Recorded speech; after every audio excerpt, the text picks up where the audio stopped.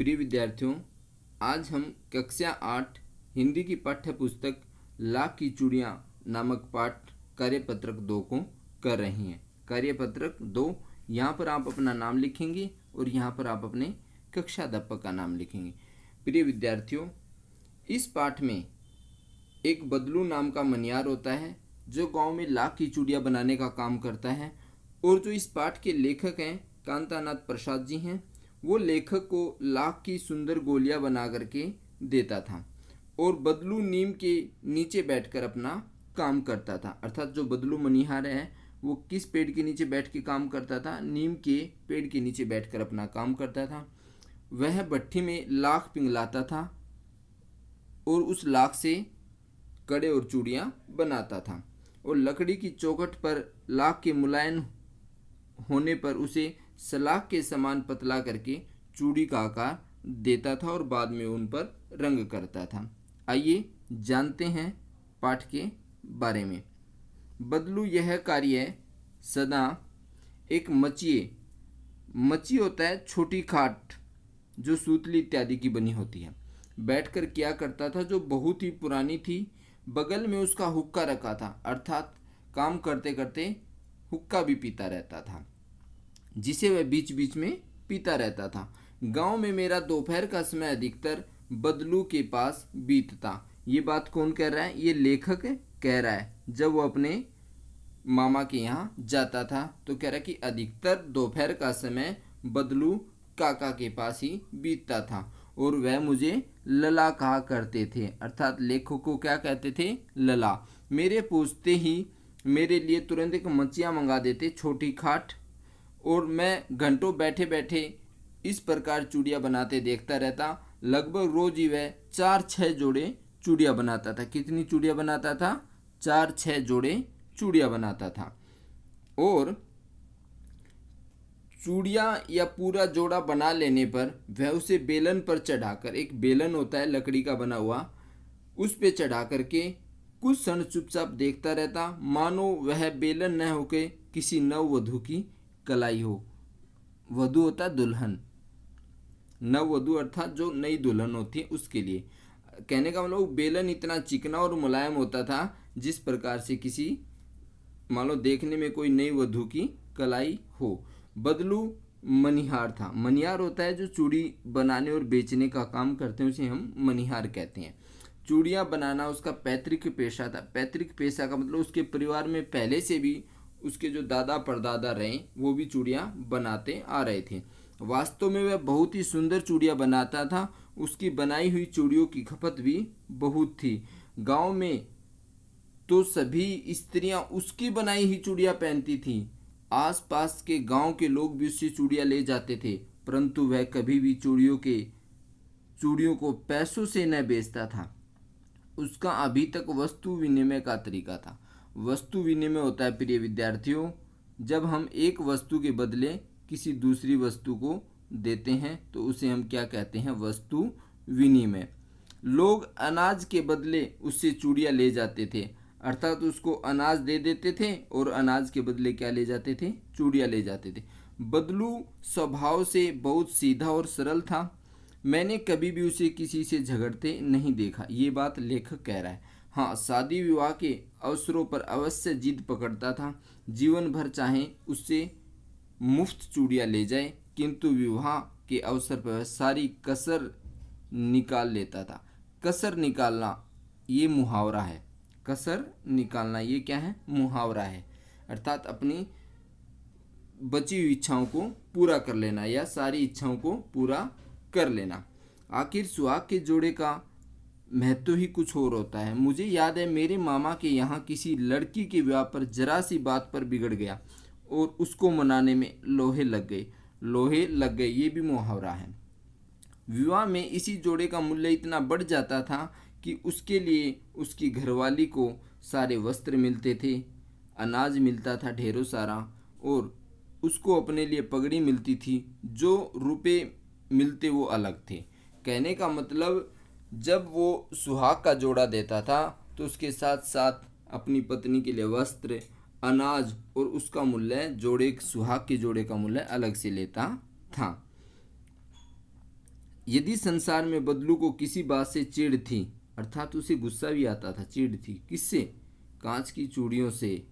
क्योंकि जो कांच की चूड़ियाँ थी ना, वो बहुत सस्ती होती थी और वर्तमान पीढ़ी की जो स्त्रियां हैं उनको पसंद करने लगी थी, और इसके कारण उसका कारोबार कम होता जा रहा था। इसी कारण से उसको इस बात की बहुत कूड़ थी, चिढ़ थी।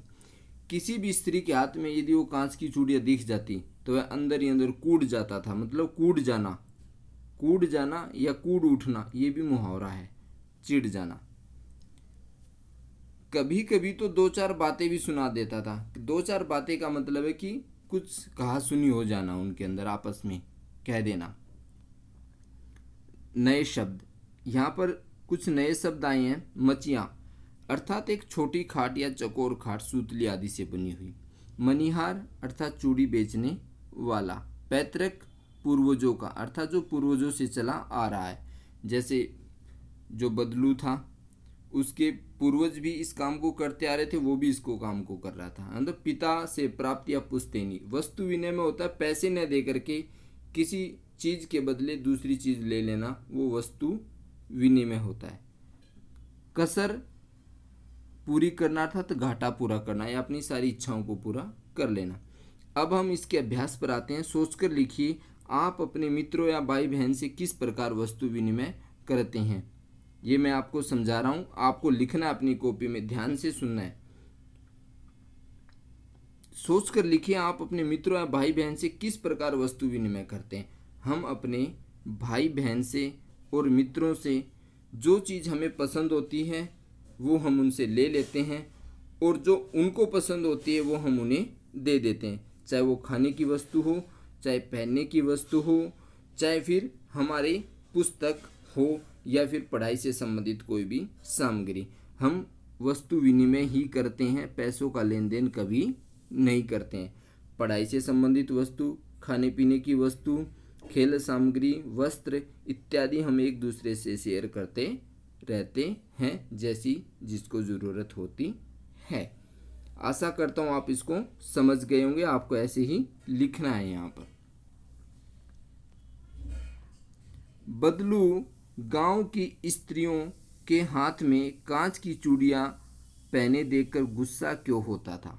प्रिय विद्यार्थियों, इसमें आपको लिखना है कि बदलू जब गांव की स्त्रियों के हाथ में कांच की चूड़ियाँ पहने देखता था तो गुस्सा हो जाता था, क्योंकि कांच की चूड़ियाँ देखने में तो सुंदर तो थी किंतु मजबूत नहीं थी, और कांच की चूड़ियाँ जब गांव की स्त्रियाँ पहनने लग गई तो उसका कारोबार कम होता जा रहा था, उसकी आमदनी कम होती जा रही थी, उसका व्यापार कम होता जा रहा था। इसी कारण से बदलू गांव की स्त्रियों के हाथ में कांच की चूड़ी देख करके कूद जाता था या फिर चिढ़ जाता था।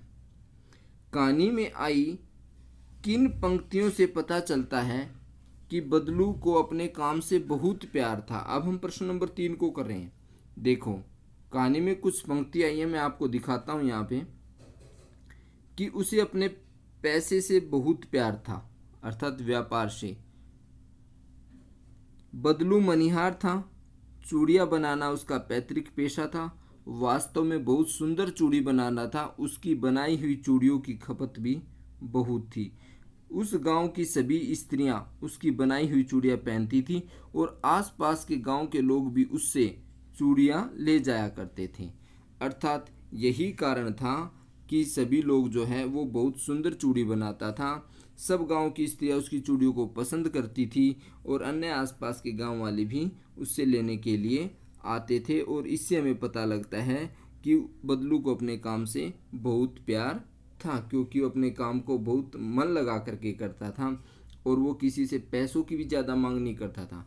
अनाज के बदले चूड़ियाँ उनको दे देता था। उसका वस्तु विनिमय का तरीका बहुत अच्छा था। अर्थात ये अपना धंधा चलाने का एक अपना अपना तरीका होता है, वो इस काम में निपुण भी था। कहानी में मुहावरों का प्रयोग हुआ है, जैसे लोहे लगना यानी बहुत मेहनत करना। गद्यांश में अन्य मुहावरों को खोज कर लिखिए। यहाँ पर मैंने आपको बताया था जब हम गद्यांश कर रहे थे, जैसे लोहे लगना एक मुहावरा हुआ, कसर पूरी करना या कसर निकालना, ये एक मुहावरा हो गया। कूद जाना अर्थात गुस्सा हो जाना, कूद उठना, गुस्सा हो जाना। और एक और मुहावरा आया है इसके अंदर, वो आप ढूंढ करके लिखेंगे। लोहे लग गए, सारी कसर पूरी करना, कूद जाना, ये सब मुहावरे हैं। आप इनको यहाँ पर लिखेंगे। प्रश्न नंबर 5, आप छुट्टियों में किन के घर जाते हैं? किन के घर जाते हैं आप छुट्टियों में? उनके घर की दिनचर्या आपके घर से कैसे अलग होती है लिखिए। जैसे मान लो आप अपनी नानी के घर जाते हैं, आपके घर में प्रतिदिन जो कार्य हो रहे हैं क्या वहीं वैसे ही हो रहे हैं या उनसे अलग तरीके से हो रहे हैं, आपको वो लिखना है कि उनके घर की दिनचर्या आपके घर से कैसे अलग है। जैसे आपके घर में सभी के लिए नियम है कि आपको प्रतिदिन 5 बजे उठना है, किंतु आपके नाना के घर जाते हैं, कहीं और जाते हैं, बुआ के घर जाते हैं, वहाँ नियम है कि जब जिसका मन करे तब उठ जाओ। आपके घर में नियम है भाई सभी शाम का खाना इकट्ठे बैठ के खाएंगे। उनके घर में कोई नियम नहीं है, जो आया पहले आ गया पहले खा लिया, बाद में आया बाद में खा लिया। या फिर आपके घर में नियम है कि आपको प्रतिदिन स्नान करने के बाद पूजा पाठ करनी है, उसके बाद अन्य कार्य करने हैं, विद्यालय जाना। उनके घर में ऐसा कोई नियम नहीं है। तो आपको अपने घर से कंपेयर करके और उनके घर में देखना है कि वास्तव में उनकी दिनचर्या कैसी है और हमारी दिनचर्या कैसी है, ये आपको यहाँ पर लिखना है। प्रिय विद्यार्थियों, आशा करता हूँ कि आप समझ गए होंगे। कल फिर मिलते हैं।